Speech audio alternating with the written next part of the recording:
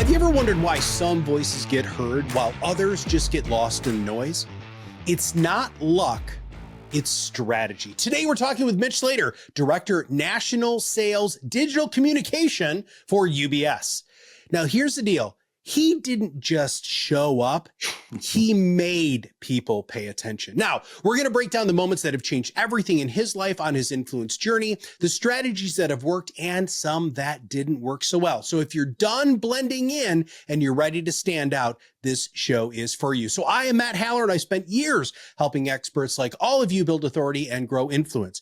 If you're ready to stand out, this podcast is your blueprint. Real strategies to make your voice rise above the noise. Mitch, welcome to the show. Hey, pleasure to be here, Matt. Always a pleasure to be with you. You know that. Oh, man, I'm looking forward to this because I get to start with you in a very different place than I get to start with other people, because there's something you and I have in common, that early on in our personal and professional growth and development, we decided that we wanted to be somewhat famous. Yes. I want you to start there, brother. Almost famous, somewhat famous. It's my favorite movie. I knew at a very young age that, I had to perform no matter what. That was it. Maybe it's being the youngest child. My sister's 10 years older. My brother's 7 years older. Maybe it's I had a very talented grandfather and aunt that my aunt wrote for theater and wrote musicals. And so, it was sort of in the blood somewhere, and it wound up in me. And I just loved it. And I, was in every show that, a kid could be in. I was the Artful Dodger, whatever it was, at whatever age that made sense. I'd go to summer camp in the Berkshires and I'd be in the camp show. But I played baseball too. I covered all the bases, literally. And I just, loved it. High school, all the shows, actually got into an incredible program at Northwestern, the Cherub program. They only took 18 boys and 18 girls for a summer program, heavy duty theater. Charlton Heston, one of the professors. It was an amazing summer. Some of the kids actually went on to some incredible careers. I was around my people. I mean, that was the first time in my life that I felt like I think I was just turning 17. And I was like, oh my God, there are people like me, it was just amazing. And then they had no interest in taking me for college when they saw my math SAT scores, but screw them. George Washington University was taking everybody back then. So I got a chance to do that. Was going to be a theater major, actually was in the shows. And then I found this medium where I could actually talk into a microphone and play music, two of my favorite things. And I got so involved with my college radio station. I wound up being program director, music director. We started a TV station. My co-anchor was a guy who really was not into acting at all, but he was more into politics. You may have heard him. Back then, he was known as Alexander Baldwin. Yes, that Alec Baldwin. So interesting story of my life. We'll get into, if I ever have a biography, it's going to be called So Close. But that's kind of where it begins. And I loved it. I loved radio. I loved TV. So I did what you do. And I passed my classes, but I was all focused on internships. And being in DC from 1978 to 1982, there were all kinds of opportunities. And some you just had to make yourself. So, for example, Reagan attempted assassination. I happened to be covering it for the radio station. So there I was at the Hilton. There I was on TV behind Sam Donaldson. I was very smart. I knew that if I kept walking behind him, he was on the air. He actually turned to me and said, "Kid, you're in my view." And to his credit, Chris Wallace said, he has every right to be here just as much as you, Sam. I'll never forget that. And I have video that exists from that. And but what that led to was an internship at CBS, because my dorm room faced the hospital. And there's that famous picture of Reagan looking out, waving with the jelly beans. That was taken from my dorm room. And the reason that happened is that Leslie Stahl was downstairs and they were looking around, and I said, "Hey, would you like to use my room? It's faces." "Well, we can't pay you." I said, "How about an internship next summer?" I got an internship. So one thing led to another. I got an internship at a local radio station. They fired their regular DJ on a Friday. They said, "Listen, Monday morning, we got this guy coming in from Detroit. He's a little crazy, but you're the only one that's going to be there at 5:30. Just do what he says. I'm like, okay, no problem. 5:30 in the morning, in walks Howard Stern, this tall, lanky guy. And I'm like, good morning, Mr. Stern. He says, great. Go put the cans on. Go in Studio B, put the cans on. I'm like, Mr. Stern, I was told that the FCC, I don't care. Just get in there. You're on with me. And boom, he says, what's the big highway around here? I said, it's called the Beltway. He says, okay, boom. I'm on the air. There's dinosaurs. There's all kinds of noises coming. And he says, just play along with me. And he goes, our roving reporter, boy Mitch, is out on the Beltway. What's happening? And the performer in me, I studied improv. I just went into it. And there I was, day one with Howard Stern. Again, so close. And I've had that conversation with Gary Delabate many, many times because he shares a love of Bruce Springsteen as I do. And then I worked for Charlie Rose, where I met a guy named Larry King, who wound up having one of the biggest influences in my life. And I asked him, as you do, to go out for lunch. Mr. King, I want to be you. If people need to understand that back then he was all night radio. He was the shock jock. He was it. That's all that existed. And everyone you can imagine, presidents to popes to whatever, were on his show. And we had lunch, and all we talked about was baseball. We just talked baseball for 3 hours. We just bonded so much over baseball. By the end of the conversation, he says, I think the evening producer is leaving. He says, I'm gonna give me a resume. 2 weeks later, I get a call from Tammy Haddad, the executive producer, come in for an interview. And a month before I graduated, after having a stack this big, a box, which I still have, of all the rejection letters from every radio station, every TV station around the country saying, no, thank you, kid. Here I was on the #1 radio show, and it was just me, an engineer, and Larry King, and the guest. Who were the guests? Jimmy Carter, everybody. I mean, it was amazing. So, you know what? I just knew that I had to be out there performing, and I started that career, and I loved it. I was very fortunate. I learned so much from my 2 years with Larry, and not just my 2 years working for Larry, really my 40 years of a friendship that lasted until he passed away from COVID in 92. So let's talk about the shift then, because so you have all of this performance experience, and then you take a very different shift in your life. Yeah. When you became a financial advisor, right? When did you realize that all of the training that you had up until that major career shift was going to help you become well known within the financial services industry?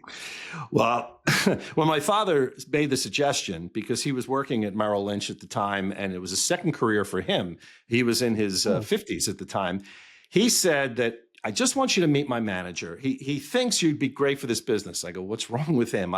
Does he know what my math SATs were? And he said to me, you look out on that bullpen there. He said, you have 2 out of the 3 things to succeed in this business. You have communication skills. They don't have any. You are not afraid of rejection. You wanted to be an actor. You worked in broadcasting. He said, Merrill Lynch will teach you the rest. And, they did.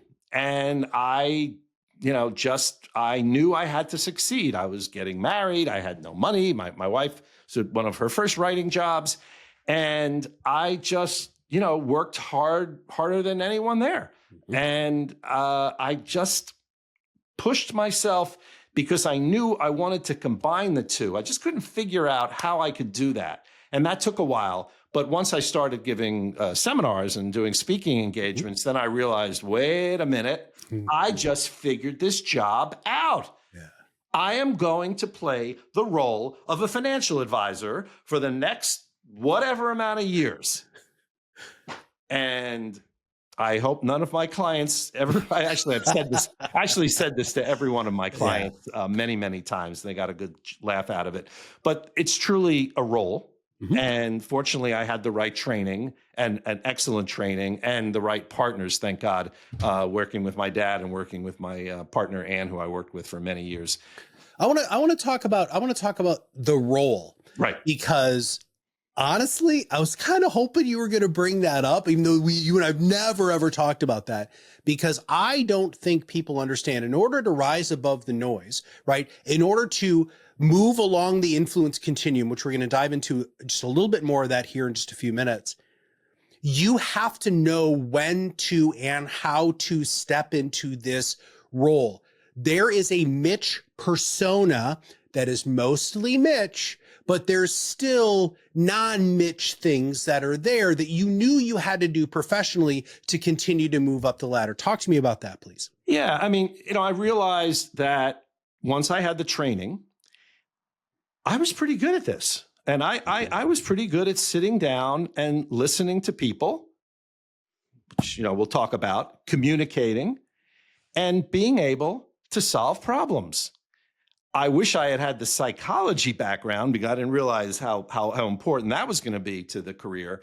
But I learned from it. And then Merrill Lynch did give me an opportunity to be part of their training program. So I actually spent almost 3 to 4 days every month in Princeton at our training facilities. And I became one of the trainers that worked with newer advisors, which really, as you know, it just ups your game the more that you're educating.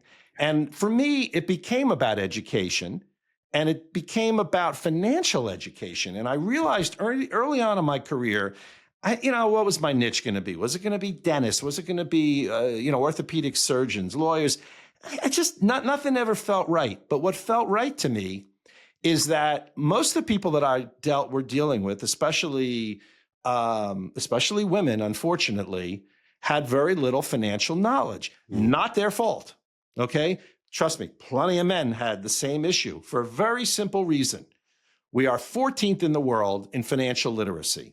It is easier for parents to talk about sex with their kids than it is money. The money conversation, not cool. And it's still not cool in 2025, which is even more bizarre. So I realized I got to get good at this. And I read a lot of books. I wound up befriending a woman named Neil Godfrey, who became one of my closest friends, but she's written all these 29 books on kids and money, how, money doesn't grow on trees. She has a new book out on gray divorce. I mean, she's taken it from all different ends. She wound up being Oprah Winfrey's money person for many, many years. And we did seminars together on raising financially responsible children. So I found my niche and I just stuck with it. And I wanted people to feel educated. I wanted their kids to feel educated too. So a kid would have a bar mitzvah and get some money. I would say, let me sit down with your kid. Let me have a conversation with them. And, maybe ask them, what are you buying? What are you interested in? Oh, well, all I want are Nikes. So you've got some money. What do you think about them as a company? And go from there. Yeah. Well, okay. Something else that I wanted to make sure that we distilled in this recording is something that I have found. There are truly some people who are exceptional, who became exceptional because they realized that as a professional, they had to have heroes. They had to have people to look up to and to emulate. And really, since the Larry King time in your life, you had somebody always there that you were like, I want to strive to be better. And I believe, and I think we here at ProudMouth fully support the fact that as a professional, you need to have those heroes to emulate. When you look at that, even though that Larry was in a totally different world than you were in the world of broadcasting, I think he did 50,000 interviews or something unbelievable like that. 64 years. 64 years. Yeah. So when you look at the people who you've looked up to, the lady that you just referred to, that you did the seminars with, right, how did that help, again, accelerate your ability to dive into that niche and be well known? Well, I'll start with Larry because the two things that I learned from Larry at 21 years old, most people don't learn ever in their life. And by observing him being an amazing listener, as Larry said, he never learned anything with his mouth open, and watching him be the genius he was, he would never read the book. We would have James Michener, whoever the author was, because he wanted to be that person out in Syracuse, New York, listening in bed at 2 a.m. and wondering, what are they thinking? So listening, number one, was on to me. I mean, that's one of the reasons his hat says "talk less, smile more." Besides being a fan of Hamilton, of course, but also curiosity, and that's something I always had a little bit of. But my God, being around this man who just asked these questions that I would have never thought of, and got responses which gave him the opportunity to just have this incredible back and forth. So learning those two lessons, and then meeting people like Neil, who taught me that there's a world of people out there that know nothing about financial education. And the fact that I'm a financial advisor and I've gotten all this training, and yes, some of it was an on-the-job training, so to speak, I knew more than them. I may not known a million things more than them, but I knew enough that I felt comfortable after a while. I started with imposter syndrome. We can get into that, but I felt comfortable that I had something that I could listen to them. I could hear what the big issues were, what their most important financial goals were, concerns were, and just respond to that. And in fact, it's very interesting you brought that up today, because while we're taping this, there's a lot of volatility in the market. And, we're seeing 1,000-point drops and all kinds of things going on. This is the time when a financial advisor really shows their true mettle and really earns the money that they make, because they've had these conversations in the past. They're able to say, remember when we talked about this? This is why, this is what's happened. Here's a little bit of sense of history. So being a good listener and being able to pass that on.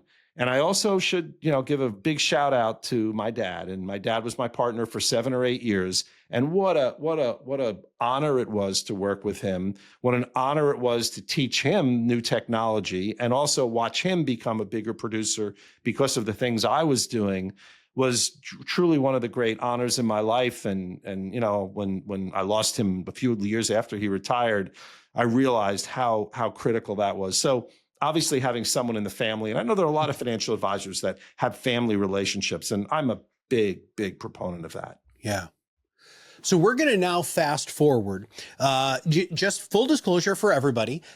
You were a financial advisor. You stepped out of the financial advisor role really into a full-time influencer role. So when we talk about the influence continuum, you start off as an apprentice, then you move to an expert, then authority, and then you start moving into celebrity. When you move into celebrity from authority, it's not a light switch, right? It's you and I both know. But the other thing about it is so Mitch, when you are at conferences, people know you, but you go walking down the street, nobody has any idea who the hell you are at all, right? And so, and I'm in that same situation. You and I are at conferences, we can't walk very far. People are always wanting to talk to us or whatever, because we have in our niche achieved a level of celebrity. I want you to talk about at least 3 things that you realized that when you wanted, because you've talked about the almost famous, which by the way is going to be the name of this damn episode. So I feel it's freaking fantastic. You've always almost been famous, but now you are in financial services. You are one of the most well-known people in financial services. Let's start deconstructing. How did you go from, okay, I'm done being an advisor, UBS is going to put me into this position, and you just leaned in. Let's talk about it. You know what? I'm going to credit Bruce Springsteen. You may think I'm nuts here, but what happened to me in the Bruce Springsteen world, starting out as this incredible fan, being from New Jersey in the 70s and going to 300 concerts over these years, to actually working with members of the band, friends with members of the band like little Steven Van Zandt, who's been a tremendous influence in my life in the last 20 years, I realized that I got known as my friend Mark Schaefer's book. I love that title. I always have to put that out there. I got known because I started shooting incredible videos. I started doing a podcast about Bruce Springsteen. I started listening to what Matt Halloran was doing. So I was trying to do it myself, but in the Bruce Springsteen world, never thinking I was going to do it in the financial world, because I knew that was taboo, certainly in our industry. Yeah. And especially at all of the major firms. And I said to myself, you know what? If I could do that in the Bruce Springsteen world, I've spent 35 years being a financial advisor. Why can't I do that in this world? Mm. There's no reason why I can't. I've done it. I've done 100 episodes of a podcast. I get it. I fought 5 years to get that episode. I mean, I didn't give up. I fought to get videos done, all of these things. And I listened to the celebrities out there like yourself, and I realized I know a lot here. Yeah. I really know a lot. And most importantly, I love to help people. And I'm at the stage in my life, I'll be 65 in November, nowhere near retirement. The word retirement doesn't exist in the Slater family dictionary, because purpose is what I want, right? Yeah. And I realized that I can do this. I just need to figure out the right way to do it. And fortunately, the people at my firm gave me the opportunity to kind of retire from the financial advisory role and be able to help all of our advisors who wanted to start podcasts. They saw this crazy Mitch Slater do podcasts and bring in new money and all these amazing things happening. And now I'm the guy that's out there and speaking and traveling around the country, and most importantly, speaking to advisors every single day and trying to give the best advice that I can give through LinkedIn and any other way that I can, because I know that they didn't get this in training. They, the Springsteen line, he learned more from a 3-minute record than he ever learned in school.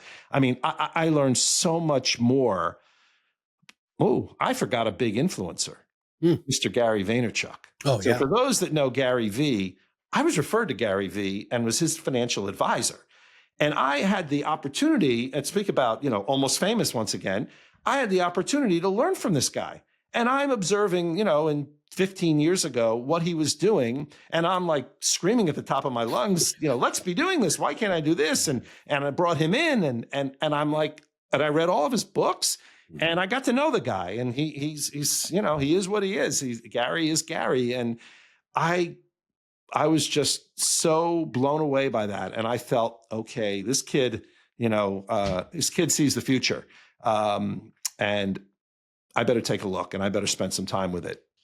Okay, so you've now been put in this situation, right? You have all of this experience. You've been screaming from the mountaintops, which I know a lot of our listeners are like, I'm screaming and nobody's listening.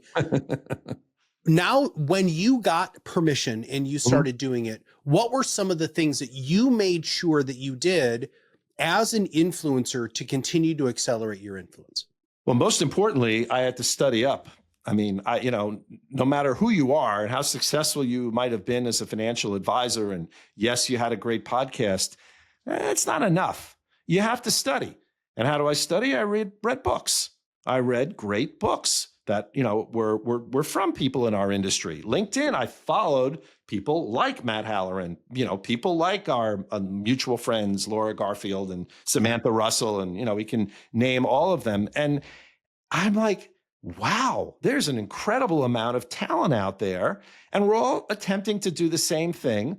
I never feel like I'm in competition. I mean, I'm not, I want our advisors to be the best and be at this, but if I can help anybody, I mean, in any way in their life with a skill that I worked very hard to learn and earn, it's a gift, Matt. It's an absolute gift. So for me, it was really, again, another influencer that made a big deal in my life.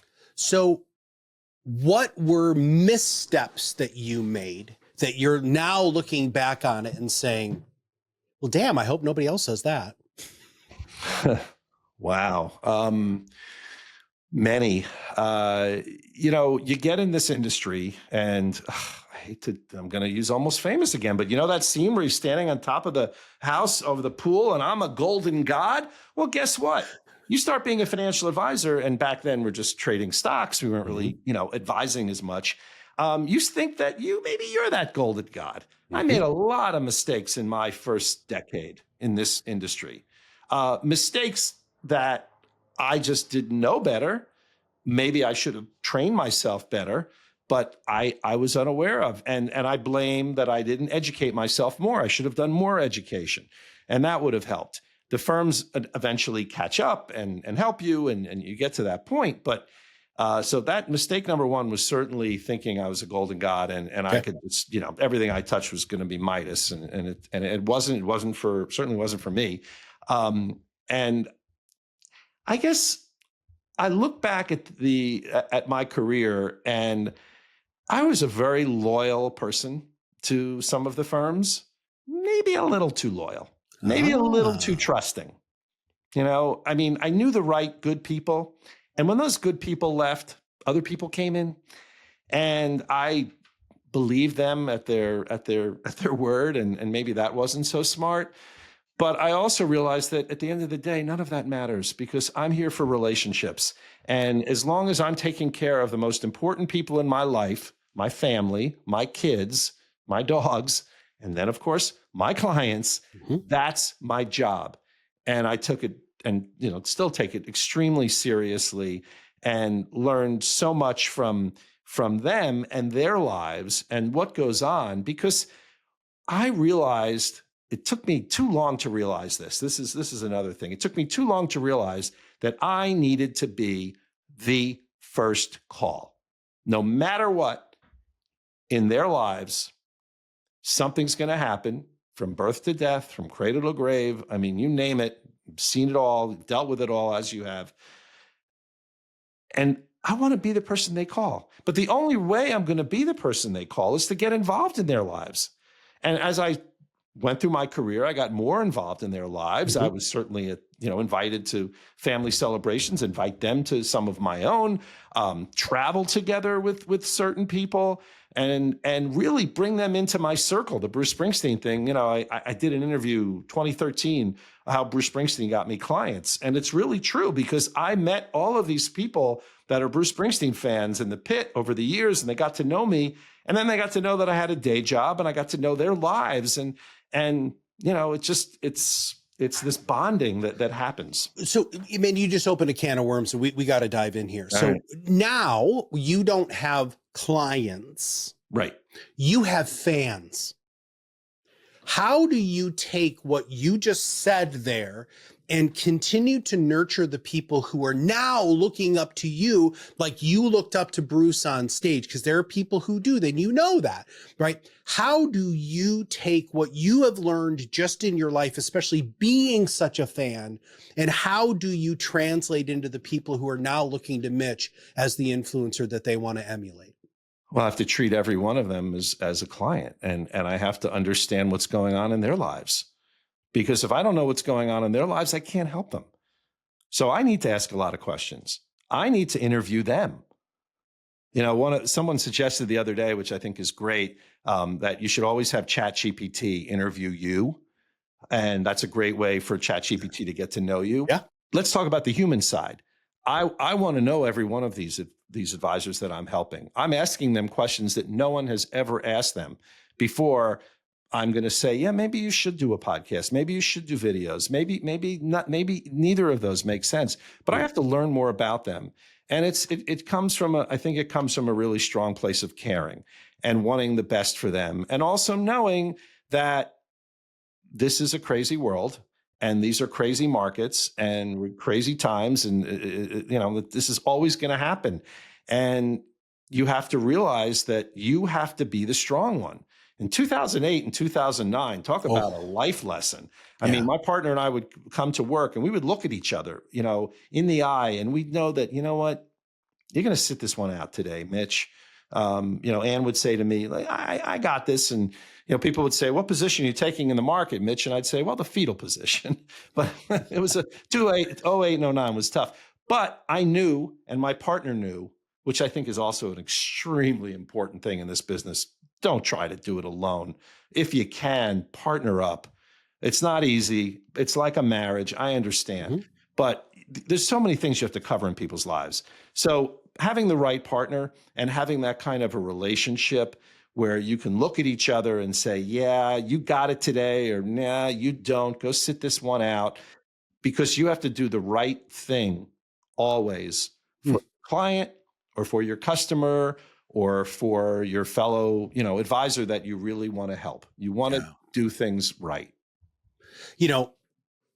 I like the chocolate to my peanut butter stuff. And I think one of the things that a lot of people don't understand about the influence continuum is when you are trying to move from authority to celebrity, you have to have a very strong support structure. And so here at ProudMouth, right, I have a very, very simple job. My job is to represent ProudMouth. Now, I do all of the sales here, but I'm also the person who creates the majority of the content. I'm the one who, goes out and speaks at conferences. I couldn't do any of that and run the business, which is why my business partner has been such a hugely influential, Kirk Lowe has been such a hugely influential person in my life. And now we just brought on Lance, who's our new COO. And now we've got this rock solid structure that we can build whatever we really want on. And I think it's really, really powerful. So you've got the support structure, you have the experience, you had all of this training. When you look at the landscape today, even what Gary Vee was saying a number of years ago, but if you look at the influence landscape today, if you could wave a magic wand and make something go away that you think is just a misconception about influence or something that people keep asking, you're like, dude, I really wish they would learn this. What would that thing be?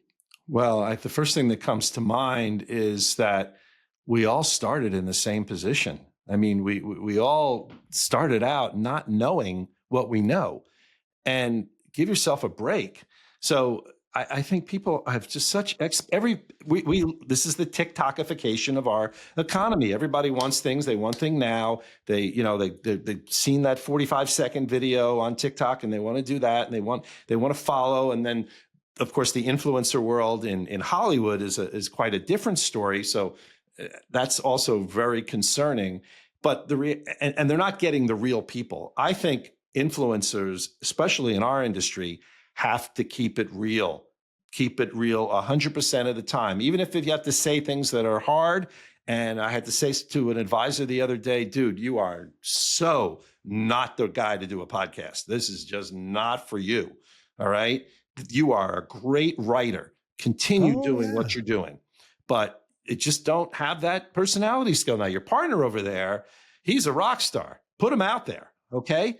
And no one's going to tell them that. All right. But I know, it's from experience. And so I think that, overall, yeah, that would be probably the first thing that I would say certainly has to change, is that, we all started as an embryo, no matter what we did. Yeah. Well, and I also think that a lot of people seem to think, and one of the other reasons why I really wanted you on the show was because you are an almost famous overnight success, which you're not, right? I mean, you've been putting in the reps, you've been putting in the time for a really long time. And I think a lot of people look at the TikTok influencers and they say, or Instagram, LinkedIn, wherever you are, and say, gosh, that person came out of nowhere. No, they didn't. I guarantee you that they put in time upon time upon time. Oh my God. And it never ends. I mean, I'm sitting in a room now, and I'm thinking back to different times throughout my career. And I used to have an ARC trainer in here, an exercise machine. I remember getting up in the middle of the night so many different times where I was just thinking about this one client and how I'm going to handle this. And I needed to exercise. I needed to do something to get myself going. So, none of us are perfect. We're all doing the best that we can. And we only have 100 years to live, right? So we're trying to make the most of our time.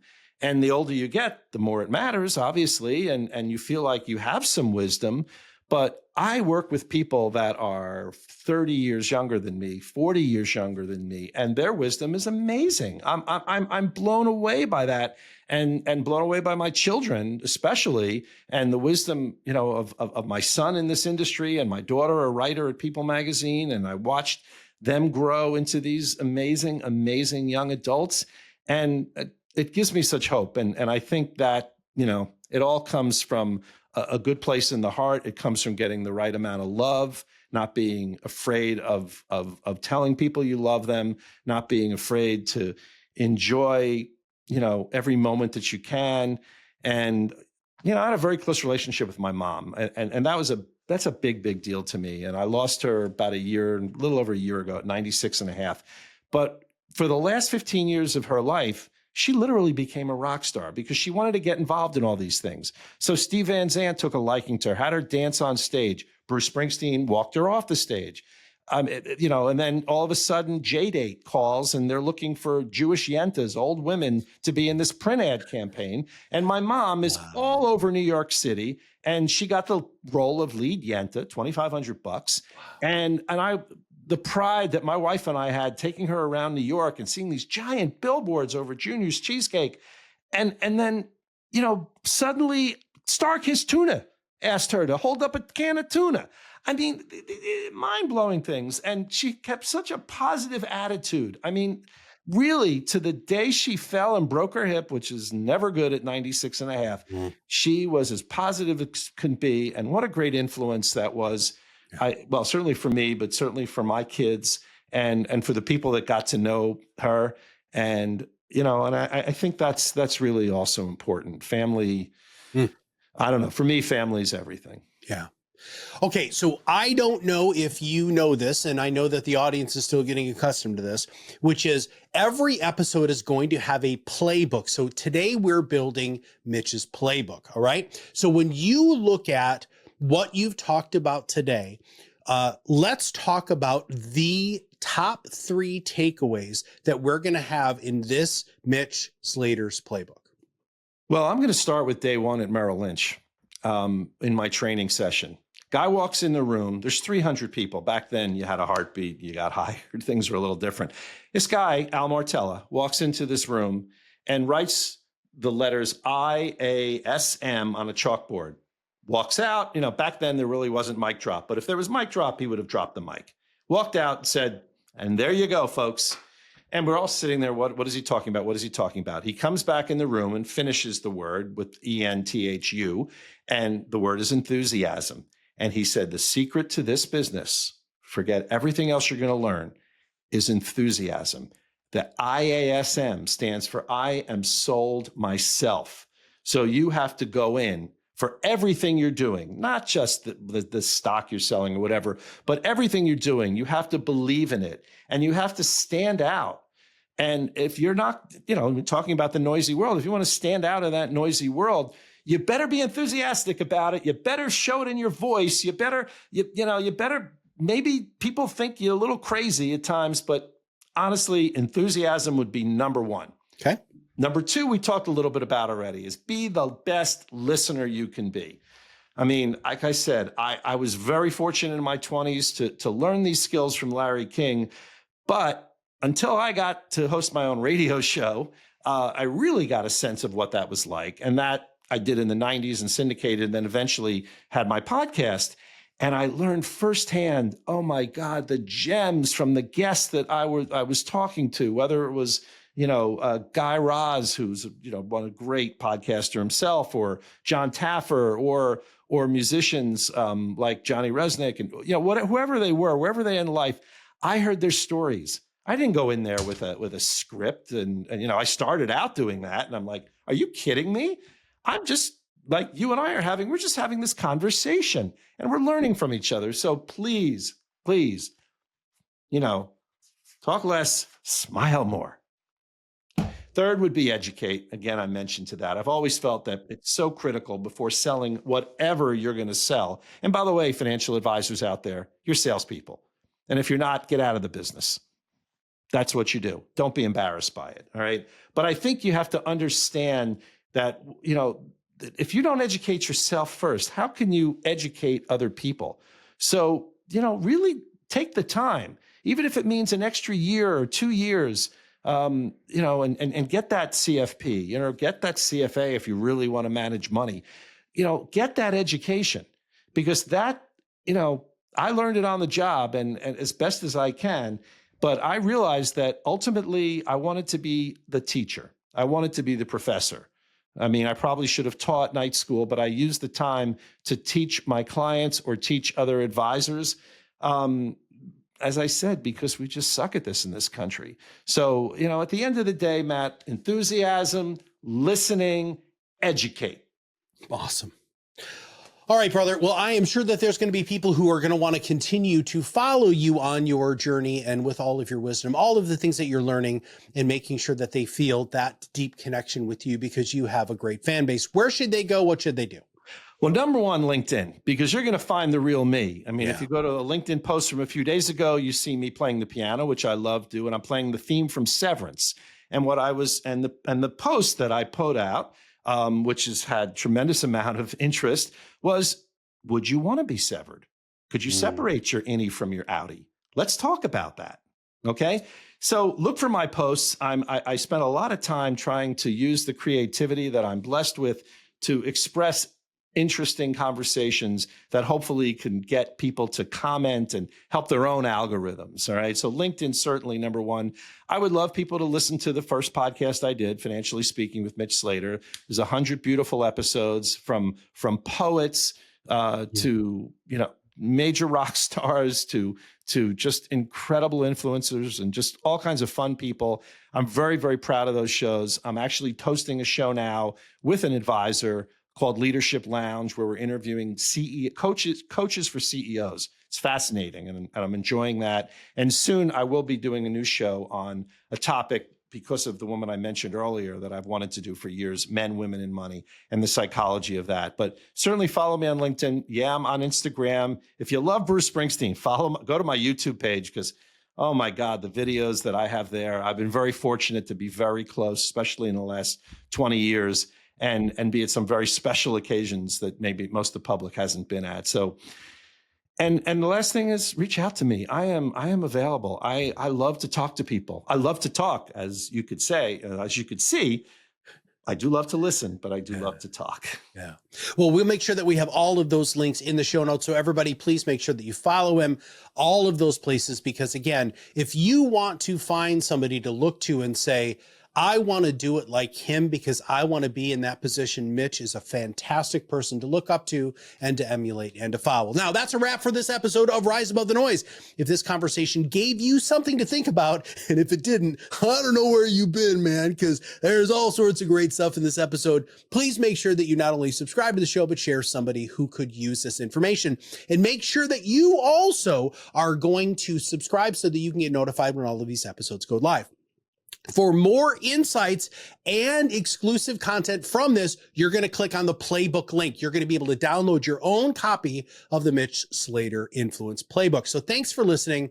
And now go out and make your voice impossible to ignore. I'm Matt Halloran, and I'll see you on the other side of the mic very soon. Hey, don't touch that dial yet. Before you go, get a copy of the tools and strategies to rise above the noise shared by our guest in this week's playbook. To claim your free playbook and access our growing collection, go to proudmouth.com/playbook. Hey, thanks for tuning in. Here's to rising above the noise, one episode at a time.